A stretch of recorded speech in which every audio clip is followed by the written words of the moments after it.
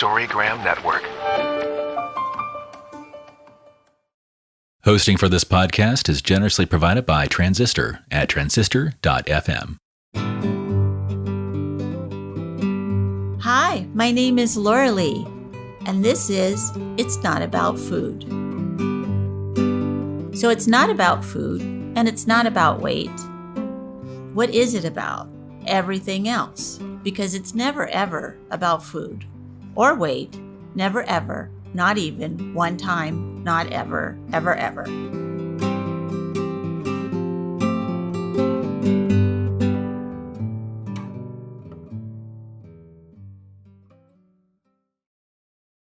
Hello, everyone. This is Laurelee Roark with It's Not About Food podcast. And every podcast, we pick a card that is in the Body Love cards. There are 32 of them, and you can buy them on my website. And you pick one every day. There's something to kind of wrap your head around that day. And today we have a wonderful guest, and the card that she picked was purpose. So on the front of the card is the goddess is walking with her power animal down a path, and there's a beautiful sun and a beautiful moon, and she's sort of walking forward on the path of her purpose, if you will. And the back of the card reads, "Following our purpose leads us to the path that feeds our soul. We all possess unique gifts, and we all have the need to express those gifts. To find our calling is to find the path of our hearts, the way of life that makes us feel alive and glad to be here. Over time, we may find many different paths, small and large. We find our calling by listening to our inner voice and doing what feels right and true to ourselves."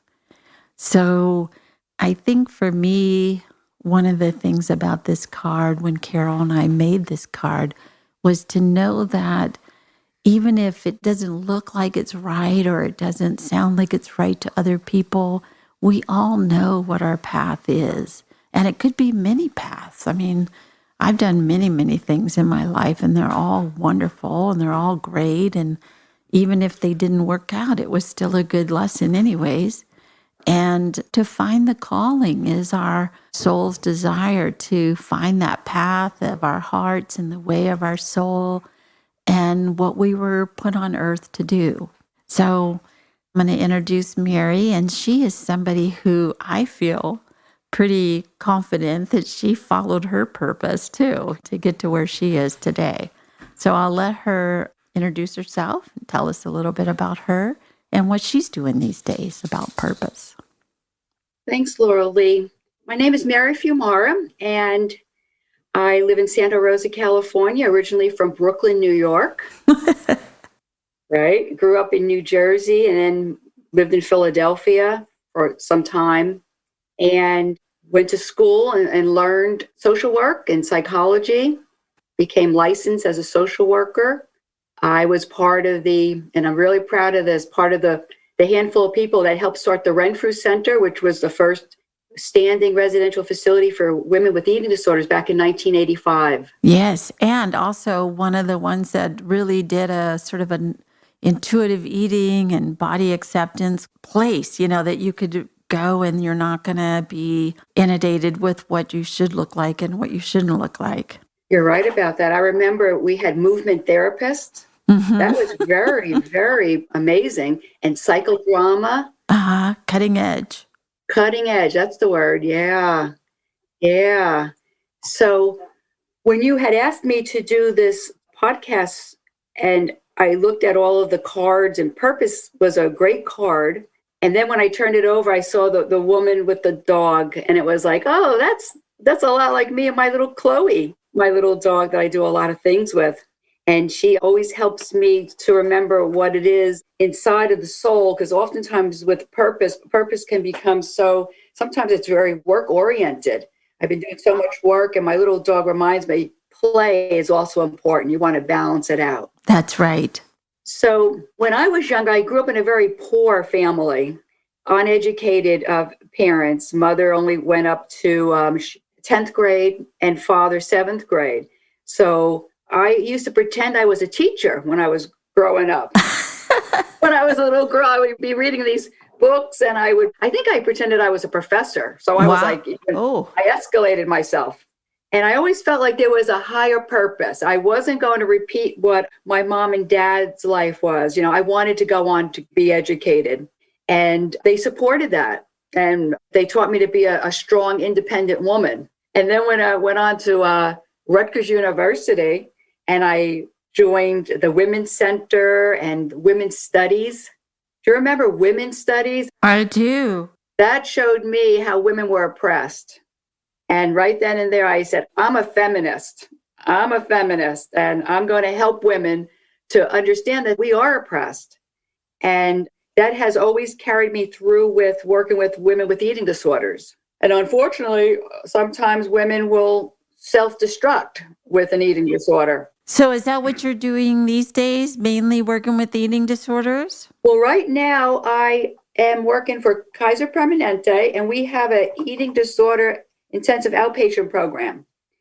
And I'm part of that, as well as, well, with that, I do the parent group. I help facilitate the parenting group. And I also have a private practice. So I always have my hand somewhere in working with people with eating disorders. So tell me, what was that like? So I would assume that if you were working with women, finding out who they really are, the women's studies, was that around? 1978. Okay. so, so yeah, 1978, Laurelee. I know. I can remember those days myself where we're just like finding out who we are and how we could make a difference in the world and take our own autonomy. I mean, that was like such a radical idea, wasn't it? Oh, yeah. Gloria Steinem, her Ms. magazine was very popular. Betty Friedan. Yes. Oh, And I can remember those, what were they called?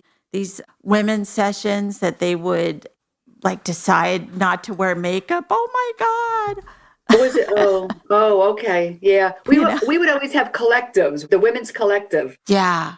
Everybody had a voice. There was all the democracy. Yeah, Yeah. exactly. And how to not care if we didn't wear makeup or wear a bra or shave our legs. I mean, that was such a radical idea then.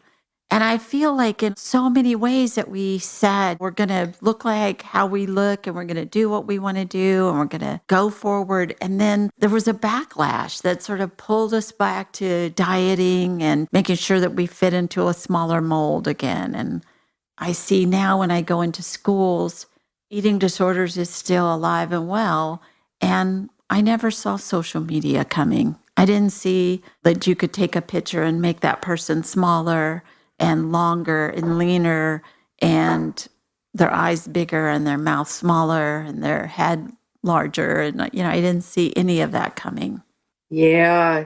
Right now at work, we do all video sessions. The teenagers tell me that they are so anxious being on Zoom, Yes. where all their classmates get to see them. And then they are watched while they're in PE class. And that is the most anxiety provoking for a lot of them. Huh. Yeah. And it's causing a lot of anxiety. And I've never seen so many female students who want to do homeschooling. So they don't even have to be part of the video conferencing and online school right now. Wow. Isn't that interesting? Yeah. Now I'm going into Zoom school, right? A teacher invites me into their health class, me and the peer educators, and we do our presentation.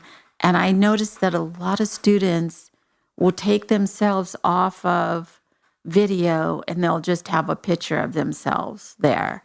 So they don't even want to be seen on this little tiny postage stamp of a look,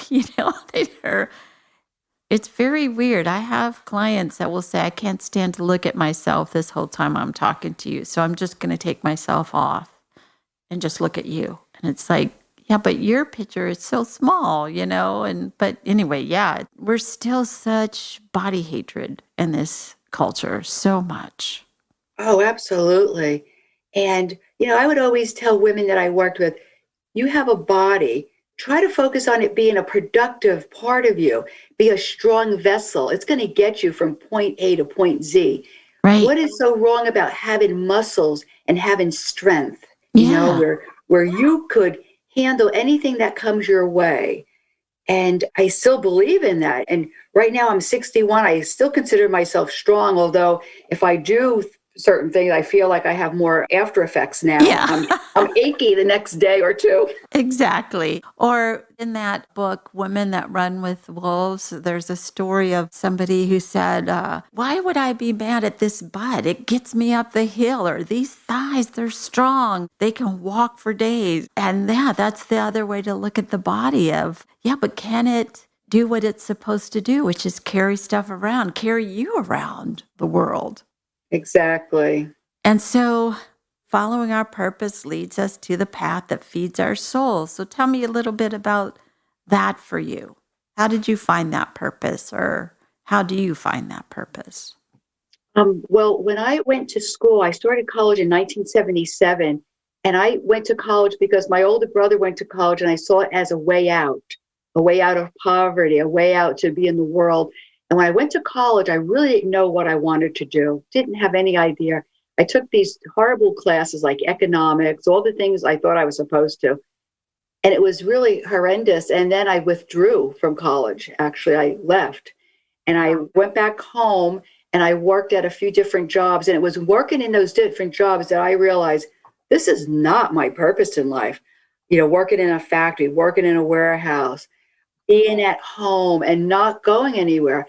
And it was then that I realized I want to be a social worker. It just came to me. I want to work with people. Maybe it was the caretaker in me. Maybe it was that I saw my mom struggling. I saw my father struggling. And it was like, I don't want to live this life. Living in poverty it doesn't feel very good. It could be terrifying, actually. So I went back to college knowing I wanted to be a social worker, and I enrolled in the classes that I wanted. That was social work, psychology, and women's studies. Yeah. And I felt like a little plant that was in a small little garden, and I was finally being watered, and I was blossoming. I found my place. I love that description, a little plant that finally was getting water. Isn't that the truth, right? Yeah. And that reminds me of a story that I've read where sometimes people have little terrariums, I think they're called, and there's plants in it, and then the plant just can't grow anymore. It's like how people restrict their lives. And it's like you have to take that plant and put it in a bigger garden, a bigger space to grow. Right, exactly. And it's okay to grow, It's okay. Well, women in the culture that we live in are tamped down. Don't be so big. Don't be a bitch. Don't be loud, and don't be a nasty woman. That's the thing right now.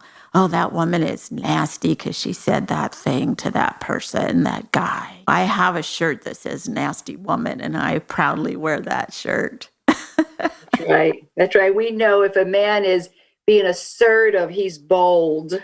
He's bold and he's Strong. He's strong.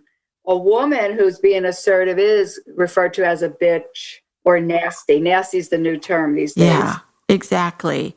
And all of us need to just take that on, take it and be okay with that. We're as loud as we need to be, and we're as out there as we need to be.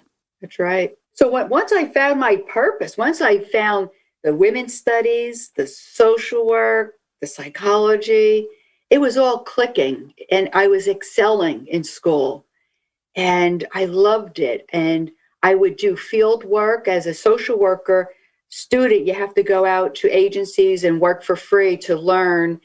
And in that, I learned a lot, of course, in Philadelphia. This was this was in New Jersey when I was in Rutgers. But then when I went on to graduate school, then I lived close to Philadelphia and still finding my purpose. What population do I want to work with? Because there's so many populations to work with. And I got a scholarship to attend Bryn Mawr. Bryn Mawr it's women's college. It's one of the Seven Sisters, the Bryn Mawr College, but I went to the graduate school. Wow. Good for you. Again, my purpose, I must have had a lot of angels helping along the way because, here I was, this little poor girl from Brooklyn, New York, and now I'm in this great college, Bryn Mawr College, among very intelligent women. And that in itself is very inspiring to be around other intelligent women. And it reminded me of my women's studies, because in a lot of my women's studies classes, there weren't any men, because oftentimes women become very meek and silent when there's men around. For sure. In women's studies, women were able to talk and have conversations without being oppressed. Bryn Mawr reminded me of that also. Yeah. Well, and that happens today. I mean, again, when I go into schools, I open up a subject for conversation and the girls will hang back. And I know they have a lot to say about eating disorders and body hatred. I know they do. But they hang back. They don't so very much want to jump right out there, and the boys will take over. So a lot of times I am the one who will ask a girl to talk and not pay attention to all the boys raising their hands, because I want to at least get, half of it. Let's have the other half of the population talk too. Exactly. So after I graduated from Bryn Mawr, the country was in a recession. I had part-time work. I was working at a family service agency. And then the Renfrew Center was being built. And that's when I interviewed for the Renfrew Center. And I thought, okay, they're going to pay $1,000 less a year, but what do I want to do? And I decided I want to join this very innovative organization that's going to treat women, because remember, I'm coming from a women's studies background, social work, psychology. So that's when I joined the Renfrew Center. And I learned about eating disorders mostly through working with the women who had eating disorders, by listening to their stories, by meeting their families, by understanding the generations of struggles and oppression. And oftentimes women didn't even know a name for their disorder. They finally had a name for it. Oh, that's what it is, anorexia or bulimia. That's what it is. And my purpose was to help women to learn what their identity was. Yes. You are more than an eating disorder. You are more than, if you want to have a skinny body. What's inside that body? What are your inequalities? Well, and then one of the things I've been thinking about lately is that I'm not so sure if we're not calling it by the wrong thing, that the eating disorder is really, or the disordered eating is really because of the body hatred, right? If you didn't have body hatred, if you didn't think that you should change or be different, you probably wouldn't develop an eating disorder, because a lot of eating disorders start with one diet. So what if we always worked with that? Like, what if it's okay for women to look like women, that they have hips and thighs and bellies and butts? What if that was okay?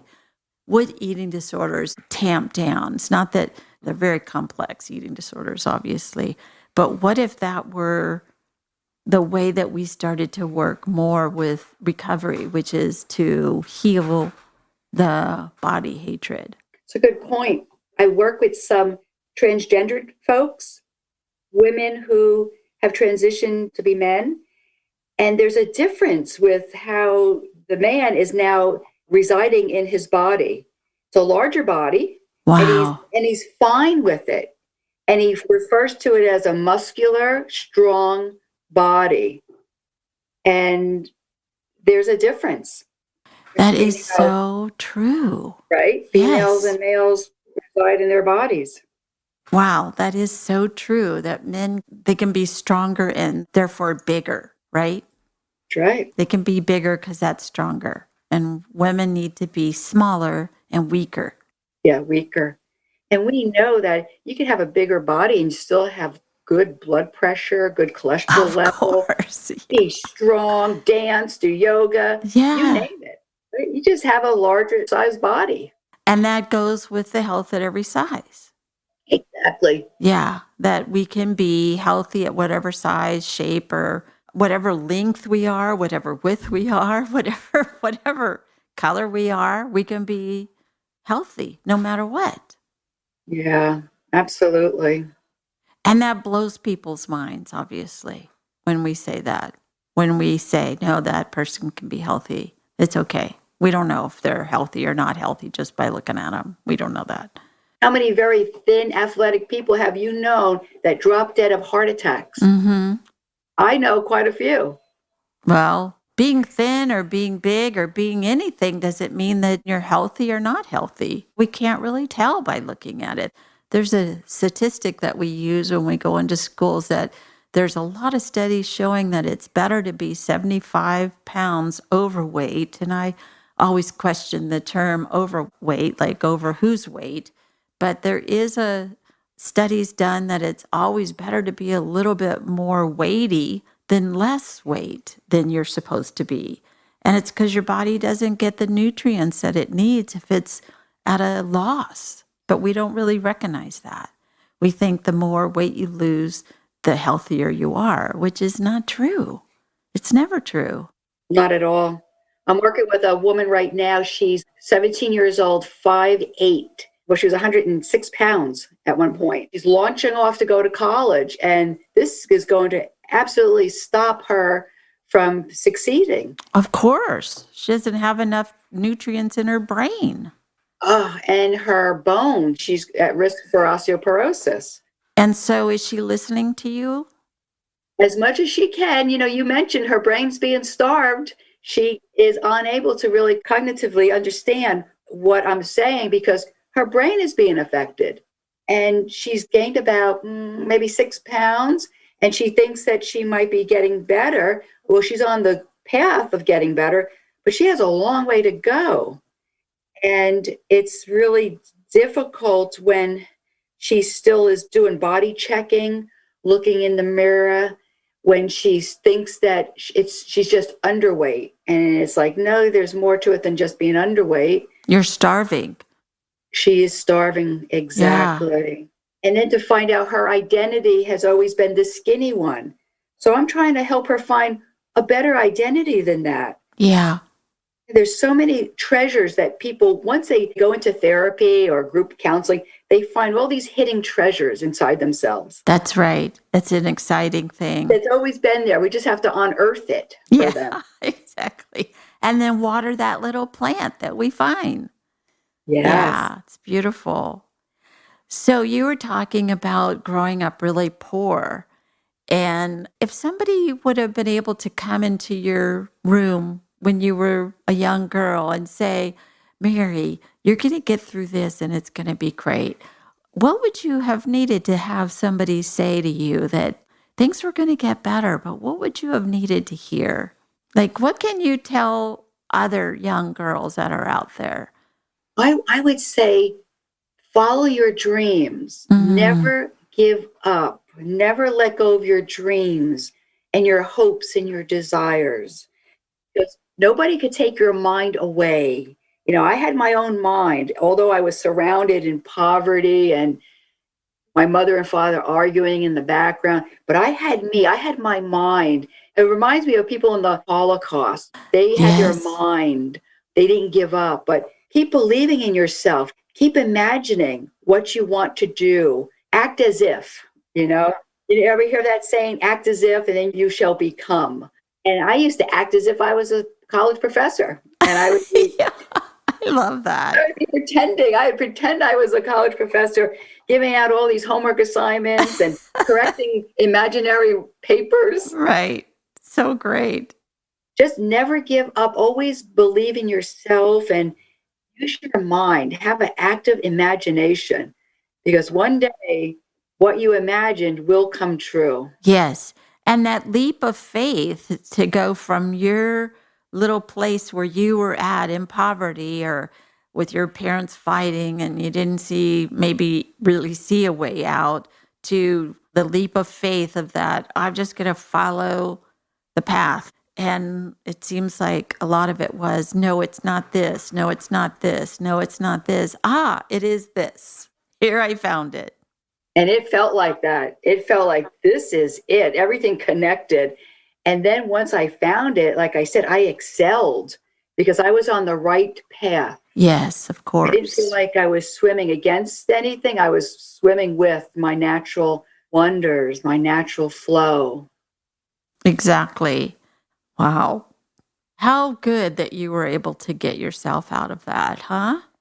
And the gifts that you got too, of like once we follow our heart's desire, a lot of times that makes all the doors open. Yeah, you're right about that because the Renfrew door opened. I had a choice. I could have stayed at a job where it paid $1,000 more a year. Some people will look at the money, Of course. but it was like, no, let me follow my heart. I would prefer working with women.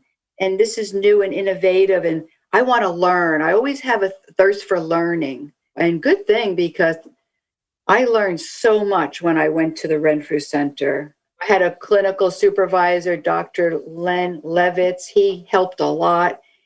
He was one of the founders of eating disorder programs in Philadelphia, even before the Renfrew Center opened. And yeah, there was just so many good people that I was surrounded by. And like I said, I learned so much from the residents. Yeah, of course. I Yeah. mean, they are fighting for their lives. And a lot of times that's a really powerful place to be. Speaking of that, it reminded me of a young woman. She had anorexia and she came to the Renfrew Center. And just when she felt as if though she was going to start making some behavior changes, her body gave out.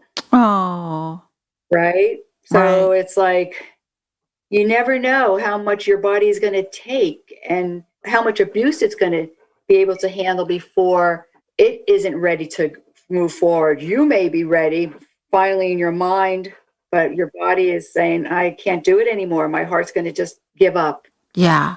Well, that's the, wow. Well, that was her path for sure. And at least she found out that if her body had been able to stay a little longer, she was finally finding herself there. But yeah, I mean, we forget a lot of times. I tell people when I go into schools or my own clients, eating disorders is a terminal illness. And so people die all the time from it. And it's not just, oh, I want to lose a few pounds before the prom. It's a life and death decision to make, to either choose recovery or to continue with your eating disorder. And hopefully they do make that decision to go to life. Remember Karen Carpenter and her beautiful Do. voice? I mean, her calling had to be singing. Yeah.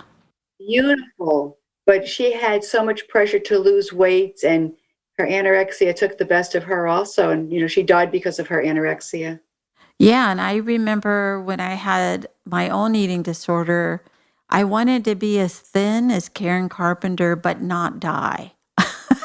So I wanted to be like 1 more pound more so I wouldn't die. I was always trying to find that, like, how close could I get to, I was 5'8" and I like to weigh about 104 or even under 100. So I felt was very crazy minded because I felt when other people thought I looked sick, I thought I looked the best. So it was very dysmorphic. That's right. Absolutely. Yeah, I was not a well woman with how I looked at all. Yeah.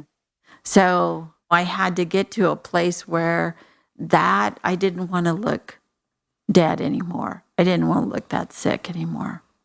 So is there any other thing that you would like to say before we end today? Any other thing that you feel like you need to get out, that you have a little platform right now? Any kind of words of wisdom you want to give people? It's to the girls. I'm seeing young girls be so down on themselves. I have the opportunity to meet so many people in my work. And when I see young girls who are so brilliant at such young age, but then they get so hard on themselves if they make a mistake, if they're not perfect, they will even hit themselves.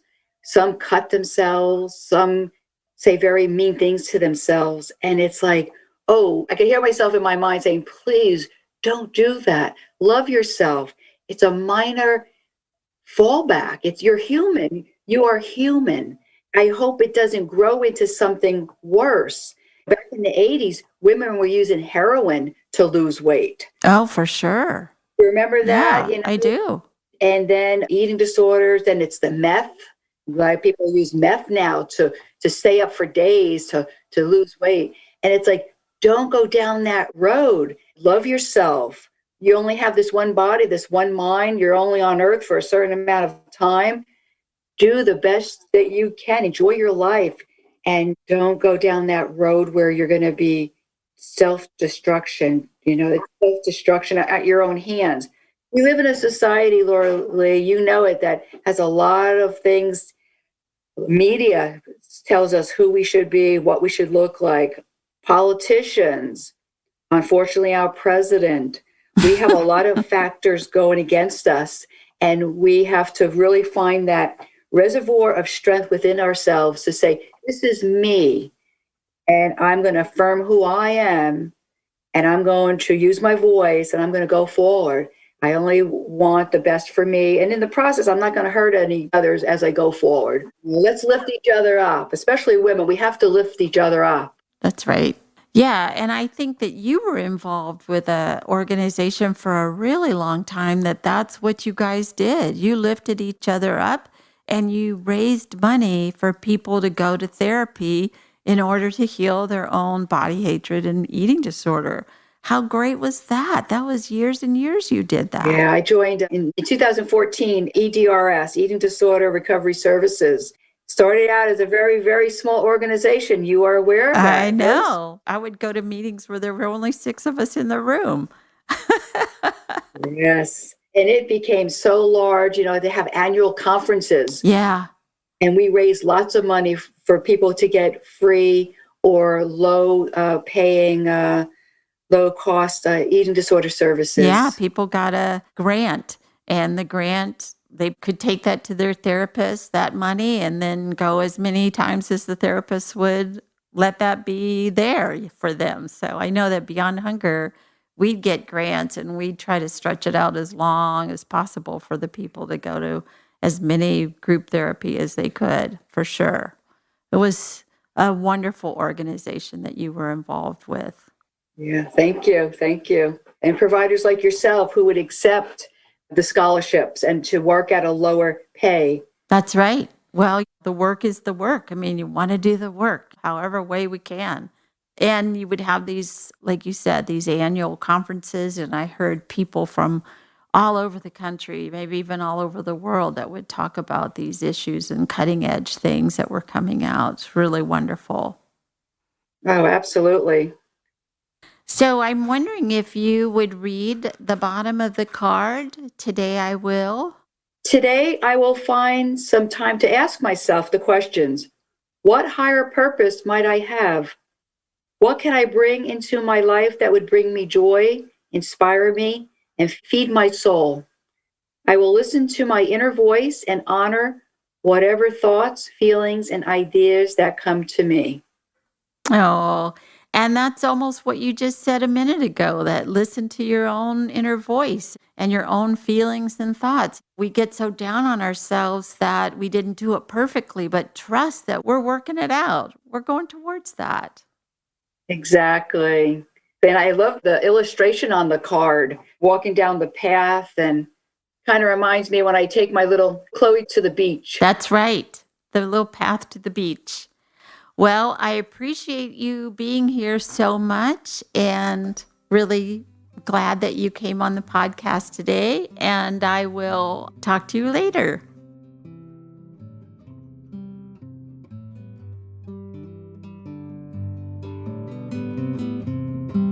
Thank you for listening. And be sure and follow me on Patreon, Instagram, Twitter, Facebook, and itsnotaboutfood.com. Thanks.